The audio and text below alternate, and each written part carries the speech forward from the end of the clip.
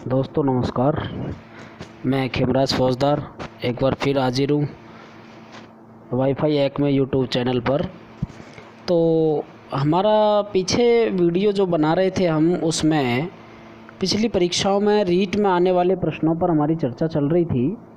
उसी क्रम में नेक्स्ट वीडियो हमारा ये है। अगला प्रश्न देखें। ये प्रश्न आपका 10वां जो प्रश्न है, 9 वर्ष के बालक के नैतिक तर्कना आधारित होती है। अर्थात एक बच्चा जो 9 वर्ष का है वो किस तरीके से अपनी नैतिकता का पालन करता है। तो देखिए ऑप्शन नंबर ए, किसी कार्य के भौतिक परिणाम अच्छाई बुराई को निश्चित करते हैं। अर्थात उस बच्चे के अनुसार कौन सा काम अच्छा है और कौन सा काम बुरा है, उसके जो भौतिक परिणाम हैं उस काम से क्या उसको फिजिकली, भौतिक यानी फिजिकल और फिजिकल यानी मूर्त रूप में क्या रिजल्ट मिल रहा है। तो यही इसका आंसर है। दोस्तों देखो, आप 9 वर्ष के बच्चे को समझें, किस आयु का है वो, 9 वर्ष का। और 9 वर्ष का बच्चा जो है वह मूर्त संक्रियात्मक अवस्था का भाग होता है अकॉर्डिंग टू जीन पियाजे। तो इस तरह यह आपका आंसर इसमें हो जाएगा। इसके बाद में हालांकि बी ऑप्शन में भी अपन पढ़ेंगे आगे। कोई कार्य सही होना इस बात पर निर्भर करता है कि उसमें व्यक्ति की अपनी आवश्यकता की पूर्ति होती है। तो ये आगे जाकर के किशोर अवस्था की या प्रौढ़ अवस्था की बात इसमें आती है। ऑप्शन सी, नियमों का पालन करने के बदले कुछ ये काम आपको दिख रहा है लेकिन काम नहीं होगा, इसमें लाभ होगा। ये जो आपका वर्ड है इसमें लाभ होगा, काम नहीं होगा, क्योंकि यहाँ टाइपिंग मिस्टेक हो गई है, तो इसको आप लाभ समझेंगे। लाभ मिलना चाहिए। तो यदि कोई नियम का पालन करेगा उसके बदले उसको कुछ लाभ मिलेगा, तो ये भी 9 वर्ष के बालक के लिए नहीं है। नेक्स्ट डी ऑप्शन है, सही कार्य वह है जो उस व्यक्ति के द्वारा किया जाए जो अन्य व्यक्तियों को अपने व्यवहार से प्रभावित करता है। तो इस बात पर भी अपन अगर ध्यान देते हैं तो व्यक्ति का जो व्यवहार है वह दूसरों को प्रभावित करे, ये बाल्य अवस्था की अथवा मूर्त संक्रियात्मक अवस्था की विशेषताओं में नहीं आता है। इसलिए आपका ये आंसर इसमें ए होगा। किसी कार्य के भौतिक परिणाम यानी उसका जो मूर्त रूप में उसको क्या प्रतिफल मिल रहा है। आप किसी बच्चे को टॉफ़ी दो तो आप उसके लिए क्या हो जाओगे, अच्छे हो जाओगे, अंकल अच्छे हैं। और आप उसे, अगर आपका बच्चा है और आप खुद उसको डांट फटकार रहे हैं तो वो आपको अच्छा नहीं बताएगा। आगे चलते हैं प्रश्न संख्या 11 पर। संज्ञानात्मक विकास में वंश क्रम निर्धारित करता है। ऑप्शन ए, मस्तिष्क जैसी संरचना के मूलभूत स्वभाव को निर्धारित करता है। बिल्कुल, वंशक्रम से हमारे मस्तिष्क पर, हमारी बुद्धिमत्ता पर प्रभाव पड़ता है। माता पिता और जो पूर्वज हैं उन सभी के बुद्धिमत्ता का बच्चों पर प्रभाव होता है, ऐसा विद्वानों ने माना है। बी ऑप्शन में है शारीरिक संरचना के विकास को। तो बिल्कुल, हमारा जो शारीरिक संगठन है वो भी हमारे फिजिकली माता पिता कैसे हैं उस बात से भी प्रभावित होता है। सहज प्रतिवर्ती क्रिया के अस्तित्व को, तो सी ऑप्शन भी ठीक है। अर्थात इसमें डी ऑप्शन आप देख रहे हैं उपरोक्त सभी, तो ये उपरोक्त सभी चारों बातें वंशक्रम से संबंधित हैं। लेकिन दोस्तों आपको एक बात यहाँ समझनी है, प्रश्न के शुरू में जो शब्द दिया है वो दिया है संज्ञानात्मक विकास। तो इसलिए इस प्रश्न का सही आंसर होगा ए, क्योंकि संज्ञानात्मक यानी कॉग्निटिव, संज्ञान सही जानकारी और जानकारी लेने का संबंध होता है मस्तिष्क का। तो मस्तिष्क जो है वह किससे, वंशक्रम से संज्ञान की वृद्धि लेता है। बाकी सारी चीज़ें इसमें आनुवंशिकता से जुड़ी हैं, लेकिन पहला शब्द लगने के कारण संज्ञान, इसका आंसर क्या होगा, ए। ये प्रश्न आपका 2012 की L2 में ही पूछा हुआ है। चलते हैं अगले प्रश्न पर। विकास के संबंध में सही नहीं है, अर्थात जो स्टेटमेंट दिए हैं उनमें से कौन सा विकास से संबंधित नहीं है, ये बात प्रश्न में पूछी गई है। तो देखिए प्रश्न नंबर 12 का ऑप्शन नंबर ए, विकास प्रतिमानों की कुछ निश्चित विशेषताओं की भविष्यवाणी सकती है।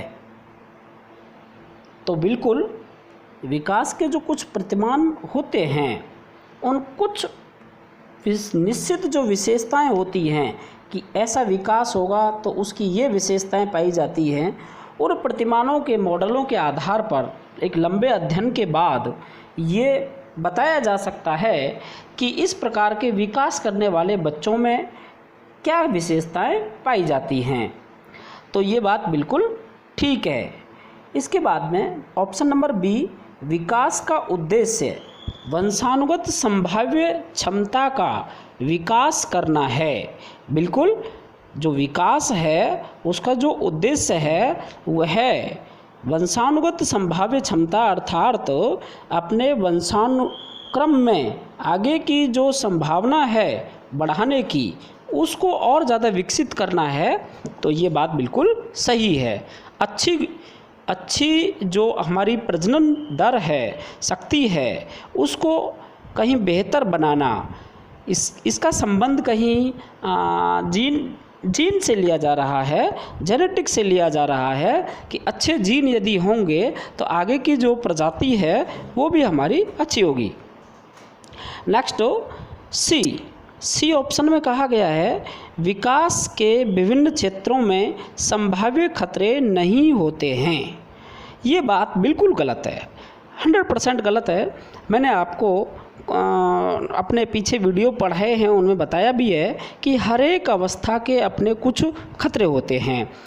शिशु अवस्था के अपने खतरे होते हैं, बाल्य अवस्था के अपने खतरे होते हैं, और किशोर अवस्था के अपने खतरे होते हैं। तो हर अवस्था में अलग अलग प्रकार की कुछ परेशानियां होती हैं, वही यहाँ पर खतरे के रूप में बोली जा रही हैं। तो ये विकास के संबंध में सही नहीं है। इसमें कहा है कि सही नहीं है, तो नहीं का मतलब खतरे होते हैं, बट इसने लिखा है नहीं होते हैं, इसलिए आपका आंसर होगा सी। डी ऑप्शन में प्रारंभिक विकास बाद के विकास से अधिक महत्वपूर्ण है। तो बिल्कुल गर्भावस्था में जो विकास होता है और शिशु अवस्था में जो विकास होता है, उस समय विकास की दर अगर अच्छी रहती है तो आगे बच्चे का विकास अच्छा होता है, शारीरिक, मानसिक, संवेगात्मक रूप से। ऐसा मैंने आपको वीडियो के अंदर जब गर्भावस्था पढ़ाई है तो उस समय माता के लिए भी और उसके गर्भस्थ के लिए शारीरिक जो विकास है उसके पोषण की बात मैंने की। तो आप उस वीडियो को आप देखना, जिन स्टूडेंट ने नहीं देखा है वो गर्भावस्था और शिशु अवस्था से संबंधित वीडियो को आप ज़रूर देखें। उससे आप में ये विश्वास आएगा कि वास्तव में जो हम वीडियो में पढ़ रहे हैं वो चीज़ें ही कहीं ना कहीं हमारी घूम करके परीक्षा के इर्द गिर्द आ रही हैं। और पहले प्रश्न जो पिछले प्रश्न हैं वो भी वहीं से आपके पुट ऑफ हुए हैं, आपको वो दिख रहा है। तो ये प्रश्न भी आपका L2 2012 के परीक्षा में पूछा हुआ है। तो नेक्स्ट अब चलते हैं अगले प्रश्न पर। दल या गैंग का सदस्य होने से समाजीकरण उत्तर बाल्य अवस्था में बेहतर होता है। इस बात से निम्न में से कौन सा कथन इसके विपरीत विचार रखता है? तो वो हमको इसमें से चारों में से देखना है, छांटना है।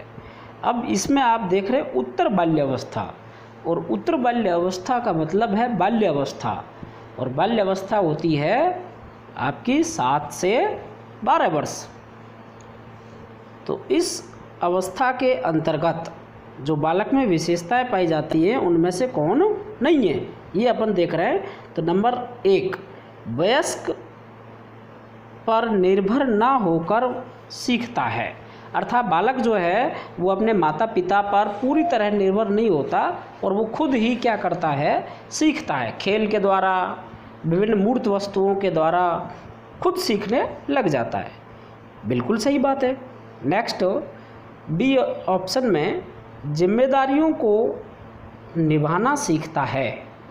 अर्थात बच्चे में जब खेल खेलता है तो देखो, मैंने आपको एक एक शब्द को स्पष्ट पढ़ाया है। आप अगर उसको ध्यान से सुनेंगे तो आपका हर एक लाइन में वीडियो का कहीं ना कहीं टच आपको मिलेगा। मैंने आपको कहा था, क्रिकेट का उदाहरण दिया, क्रिकेट के माध्यम से बच्चे सहयोग, एक दूसरे का नैतिकता की भावना, ये सब चीज़ें सीखते हैं। तो उसकी जिम्मेदारी जो है, उत्तरदायित्व की भावना, तो ये आ जाती है किस समय में, बाल्यावस्था में। तो बिल्कुल सही है। अपने समूह के प्रति वफादार होता है। तो अपनी जो टीम होती है उस टीम के साथ में वो कितनी भी दोपहरी का समय हो, कुछ भी हो, वो उस समय में भाग दौड़ करता है, उस समूह के प्रति वफादार होता है। तो बिल्कुल सही बात है। डी ऑप्शन, छोटी छोटी बातों पर झगड़ा करते हुए अपने गैंग के सदस्यों से लड़ाई मोल लेता है। तो ऐसा नहीं होता है। बच्चा जो है वह यहाँ बात कर रहा है समाजीकरण की। प्रश्न में लिखा है समाजीकरण में, समाजीकरण करने में बच्चे का जो बेहतर योगदान है वो इस चीज़ का कहाँ योगदान है? लड़ाई करना समाजीकरण थोड़ी है। तो ये इसमें आपका आंसर होगा, क्योंकि ये बात गलत है। और यहाँ प्रश्न में पूछ रहा है विपरीत विचार, तो इस प्रकार से ये आपका डी आंसर इसमें हो जाता है। और ये प्रश्न भी आपका 2012 की L2 का प्रश्न है। तो मैं समझता हूँ कि आपको सारी बातें अच्छे से समझ में आ रही होंगी। जिन स्टूडेंट ने वीडियो नहीं देखा है वो क्रम से, सीरियल नंबर से प्लेलिस्ट में जा कर के अपना वीडियो ज़रूर देखें, उनको बहुत फ़ायदा होगा। ये पिछले, आप सोच रहे होंगे कि पिछले परीक्षा में आए हुए प्रश्न हैं, लेकिन ये आगे की परीक्षाओं के लिए भी आपको तैयार करते हैं, इसलिए इनको समझना ज़रूरी है। नेक्स्ट प्रश्न लेते हैं अपन, तर्क, जिज्ञासा, निरीक्षण शक्ति का विकास कब होता है? तो ये प्रश्न आपका 2015 के L1 में पूछा हुआ प्रश्न है और ये सीधा फैक्चुअल प्रश्न है वैसे तो। और यदि आपको पता है कि किस आयु में क्या चीज़ बच्चे में विकसित होती है तो इसमें सीधा सीधा सा आपका आंसर हो जाएगा 11 वर्ष, क्योंकि बच्चा जो है वो 10 वर्ष और 11 वर्ष के अंदर निरीक्षण शक्ति का विकास कर लेता है और 12 वर्ष में जाकर के बच्चा अपने इन शक्तियों का प्रयोग समस्या समाधान में करता है।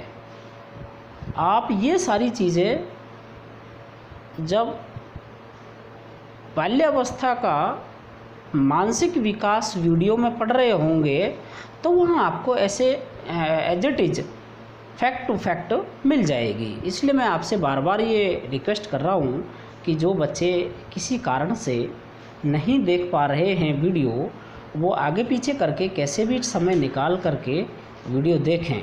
इसमें आपका कोई चार्जेस तो लग नहीं रहा है, तो क्यों नहीं आप लोग पूरा फ़ायदा उठाएं।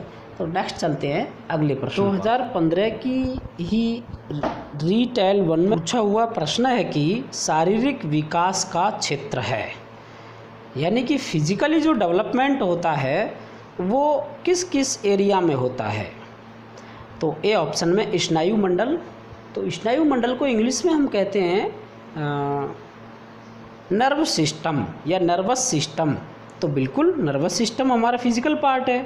मांसपेशियों में वृद्धि, बिल्कुल ये भी मांसपेशियों में मैंने आपको हर एक अवस्था में कौन सी अवस्था में कितनी मांसपेशी हो जाती है ये मैंने आपको डाटा एकदम मेंशन कराया हुआ है कि बालक जब जन्म लेता है तो 23% होता है, उसके बाद 25% होता है 6 वर्ष में, उसके बाद वो बढ़कर के 33% हो जाता है, फिर 45% हो जाता है। तो ये मांसपेशियों में वृद्धि हो गई। उसके बाद एंडोक्राइन ग्रंथ, जो ग्लैंड्स होती हैं, एंडोक्राइन ग्लैंड का मतलब है कि हमारे शरीर में जो पाई जाने वाली आंतरिक ग्रंथियां हैं, जैसे आप जानते हैं पीयूष ग्रंथि है या अन्य जो ग्रंथियां हैं वो सब एंडोक्राइन ग्लैंड कहलाती हैं। तो ये तीनों बातें हमारे शारीरिक विकास के अंदर ही आती है। तो आपका आंसर हो जाएगा डी। एकदम सीधा प्रश्न था। प्रश्न संख्या 16, वंशानुक्रम का नियम नहीं है। नियम की बात यहाँ कर रहा है कि जो हमारे हेरिडिटी है, वंशानुक्रम है, वो किस चीज़ पर आधारित नहीं होता है। तो बिल्कुल आपको विकास, बाल विकास पढ़ाते समय शुरुआत में ही बताया गया है कि कौन कौन से नियमों पर आधारित होकर के बाल विकास संचालित होता है। तो उनमें से नियम देखते हैं। समानता का, बिल्कुल मैंने आपको कहा कि एक मॉडल से दूसरे मॉडल में गाय से गाय का बछड़ा होता है। विभिन्नता का नियम, व्यक्तिगत विभिन्नता पर, हर एक व्यक्ति का अलग अलग प्रकार से। उसके बाद में प्रत्यागमन का नियम।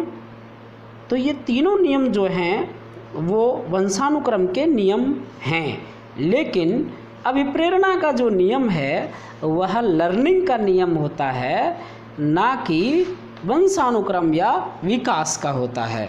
तो इसमें आंसर आपका डी हो जाएगा। ये नहीं है, क्योंकि प्रश्न में क्या पूछा है, नहीं है। अगला प्रश्न है, खाली जगह की अवस्था में बालक की दृष्टि एवं श्रवण इंद्रियां पूर्णतः विकसित हो चुकी होती हैं। अर्थात देखने और सुनने की जो इंद्रियां, ज्ञानेंद्रिय जिनको हम कहते हैं, तो वह पूरी तरह से विकसित हो जाती हैं।